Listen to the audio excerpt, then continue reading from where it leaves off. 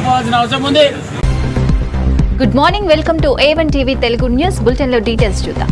భద్రాద్రి కొత్తగూడెం జిల్లా అశ్వరావుపేట మండల కేంద్రంలో మాజీ ఎమ్మెల్యే మెచ్చా నాగేశ్వరరావు నేతృత్వంలో కాంగ్రెస్ ప్రభుత్వం కాళేశ్వరం ప్రాజెక్టుపై చేస్తున్న కుట్రలకు నిరసన వ్యక్తం చేశారు.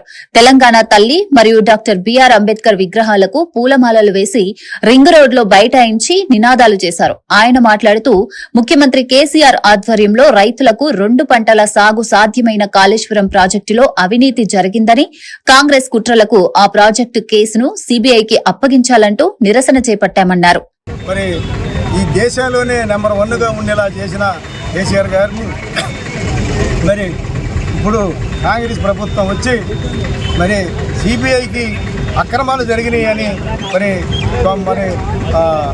ఆ రకంగా ఆరోపణలు చేసి కేసీఆర్ గారిని మరి లోపటేయడానికి మరి కేసీఆర్ గారు ఎంతో రైతులకు మేలు చేసుకుంటూ ప్రాజెక్టులు చేసుకుంటూ వస్తే ఇప్పుడున్న కాంగ్రెస్ ప్రభుత్వం మరి అనవసరంగా ఈ రాష్ట్రం మరి అప్పుల పాల్లో చేసి మమ్మల్ని వ్యతిరేకంగా చేస్తున్నారని కాంగ్రెస్ ప్రభుత్వం కేసీఆర్ గారి మీద దర్యాప్తు చేయటం పద్ధతి కాదు.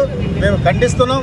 మరి రాష్ట్ర లెవెల్లో అన్ని కులాలు మరి కేసీఆర్ గారి తరఫున ఉన్నారు కాబట్టి మన రైతులంతా ఆయన ఆరోగ్య గురించి ఆలోచన చేసుకుంటూ మరి ఆయన బాగుండాలని మనం కోరుకుంటుంటే ఇప్పుడు సిబిఐకి అప్పచెప్పడం చాలా ఖండిస్తున్నాం.